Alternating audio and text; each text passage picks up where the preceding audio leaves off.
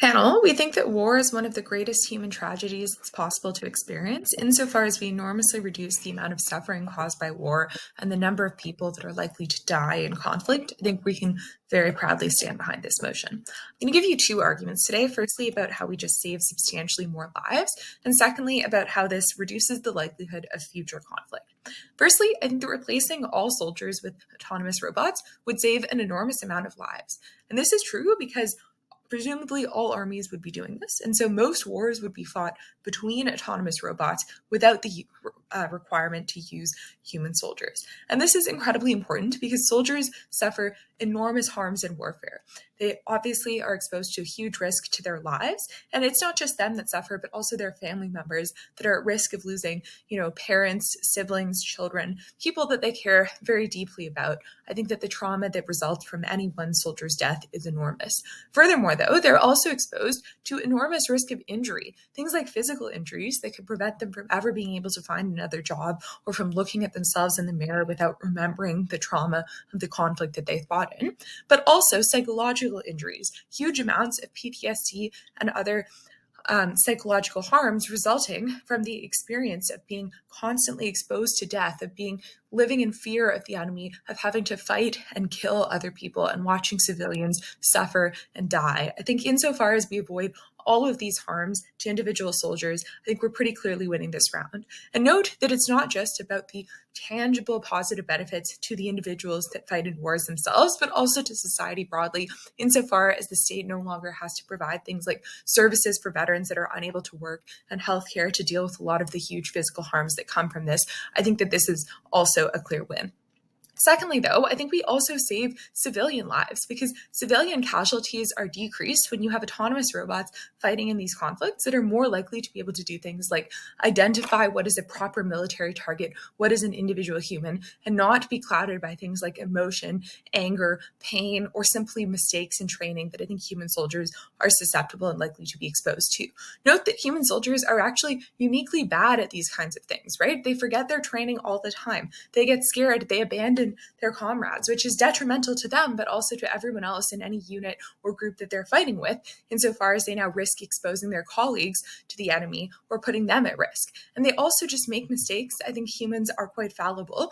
When people are in pain, they often lash out at those around them without checking to see if this could cause harms. People have unreasonable biases and grudges that could cause them to use more violence or force than is actually necessary against perhaps non-military targets. I think when you have an autonomous robot that's able to do all of these things, you are able to program it to act in a way that is always going to be logical, where even if it is hurt, it is unlikely to lash out at those around it, where it cannot get angry, it cannot make mistakes, it can target any strikes that it makes in a very precise way to ensure it's only targeting military combatants, not civilians. I think this means then you have heightened precision and reduced influence of emotions on conflict, which means that you're less likely to hurt people that aren't involved. Again, I think this is an enormous impact because these people are entirely innocent. It is not their fault that their countries have gone to war. They do not deserve to suffer. Secondly, though, in addition to all of these benefits, I think that we actually make conflict less likely. And I think that the likely opposition argument is that, well, when you lower the cost of war, you're actually more likely to go to war. And I don't think this is true for a few reasons. Firstly, I think that to some extent, war just happens regardless of if you want it to or not for other reasons, right? Often countries don't actually want to go to war, but the confluence of circumstances forces them into a conflict. And so you have a small border dispute that escalates, often caused by human factors. I think when you have machines guarding your borders rather than individual soldiers, you're less likely to have those types of misunderstandings. But also, I think if you desperately want access to someone else's oil or water or whatever other resource, you're likely to find an excuse for conflict regardless. And so I think to some extent this is symmetric. But I actually think that if the cost of war is legitimately much lower, if you now don't have people dying in the wars that you fight because it's simply happening between robots, then I actually think this is totally fine. It's fine to go to war more often if those wars are less violent, less detrimental to civilian lives. In some cases, I think wars can be ways of resolving conflicts that otherwise perhaps could not be negotiated. On our side of the house, if we make that process simpler, easier, and less likely to harm civilians, then I think it's probably okay if it happens slightly more often. Secondly, though, I think you probably are still deterred pretty substantially from going to war. And the reason for this is that autonomous robots are actually quite expensive, right? These are complex machines that can think using artificial intelligence, that have lots of fancy sensors, that probably have lots of expensive and fancy weapons and need ammunition to supply all of these things. These are really expensive to produce. And crucially, I think these are likely to be most expensive to produce for countries that are undemocratic, for places that are dictatorships, places like North Korea, all of which I think are less likely to be responsive to the kinds of democratic incentives not to go to war that you get in a place like Canada or the US, where obviously individual voters don't want to be the ones going to war, potentially dying, and so they tell their governments not to do this. I think crucially, dictatorships tend not to care about that. They actually don't value human lives particularly highly. They don't care if some of their civilians die. Whereas on our side of the house, I think when they have to send incredibly expensive pieces of technology into battle, that does impose a pretty substantial material cost on them that in some cases I think is likely to deter them from going to war.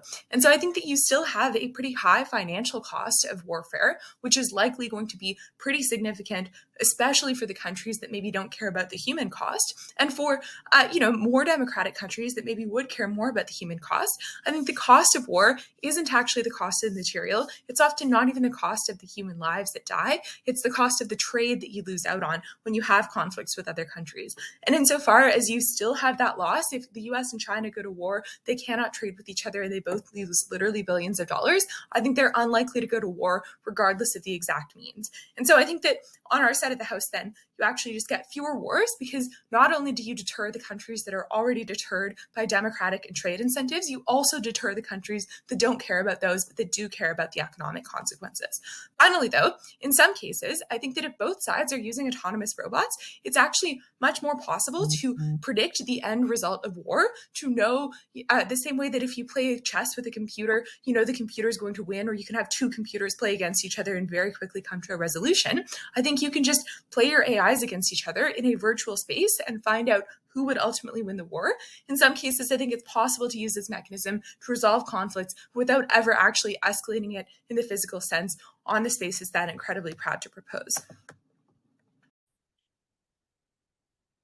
Warfare has always been one of the most consequential decisions that a state could possibly make. It is a decision that demands very careful judgment. It is a decision that carries high political cost. And above all, it is a decision that carries a very high human cost. And since the dawn of time, technological advancements have always pushed the boundaries of warfare forward. It has forced humanity to look inside of ourselves and to create things like the Geneva Convention, for example, because we've recognized that even during the brutal devastation of warfare and the bloodshed of conflict, that we cannot lose our humanity. And as such, that humanity cannot be allowed to be replaced with unfeeling machines.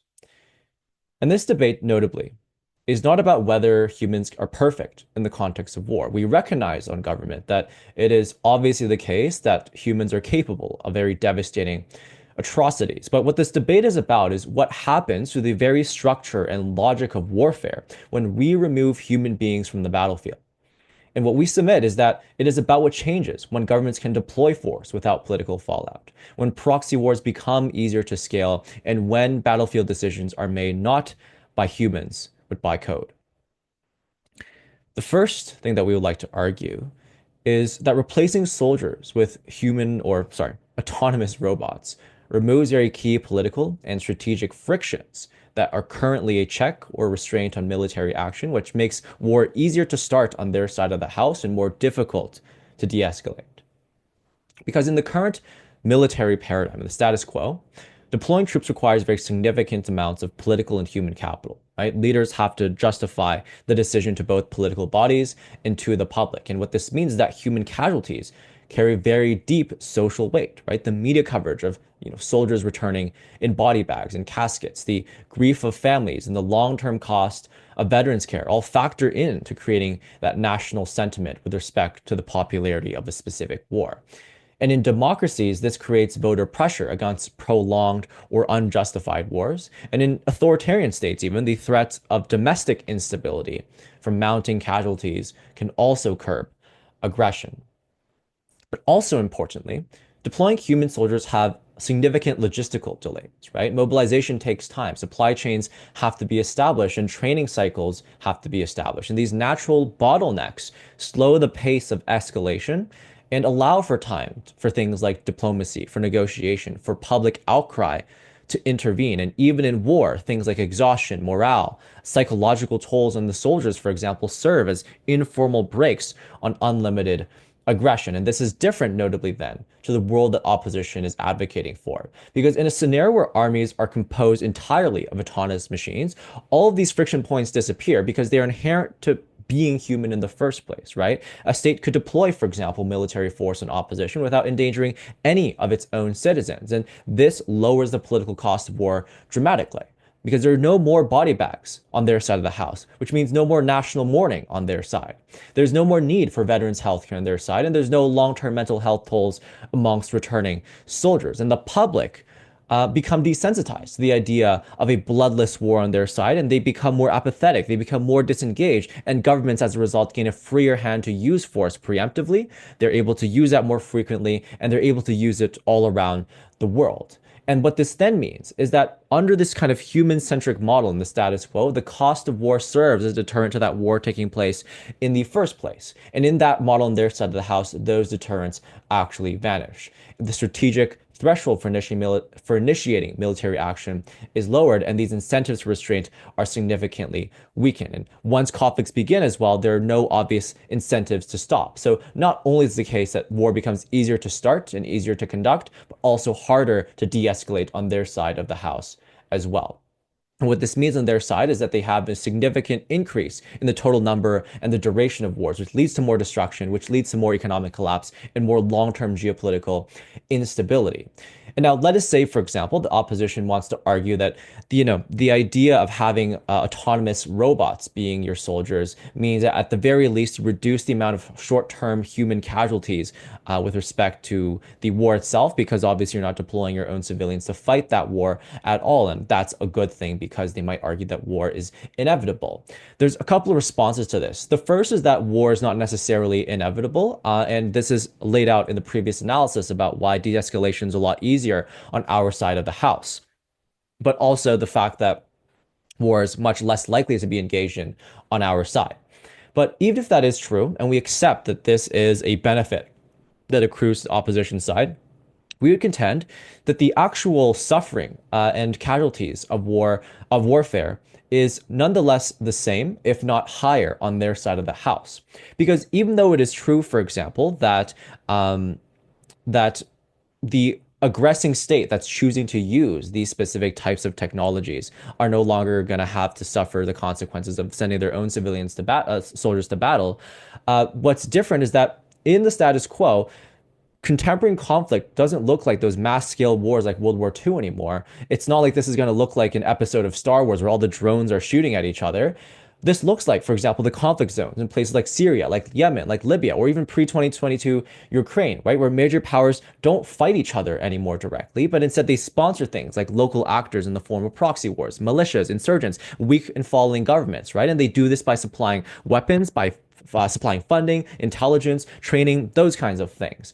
And as a result, then, those local fighters lack the discipline. The wars drag on for years. Civilian populations suffer massively from airstrikes, siege, warfare, displacement, all those kinds of things. But these wars are still bounded by logistics, right? Training troops takes time, arming them requires effort, and local militia can't just absorb an infinite amount of weapons and personnel at once. And if autonomous robots are unavailable, this calculus changes completely because powerful parties could ship large quantities of that robot to that specific war zone. It means proxy conflicts become significantly larger a lot quicker because they're able to scale a lot quicker as well. And so even if it is the case that you don't have the soldiers from the aggressing countries suffering, as a result, you have significantly more civilians that suffer as a result of that consequence, the civilians that are caught in the crossfire of that ever increasing war, because those proxy wars fundamentally are ones that are waged within the context of civilian areas like cities and things of that nature. And so as a result, even if autonomous robots could physically perform those military tasks, even if there is a marginal decrease in the amount of people that suffer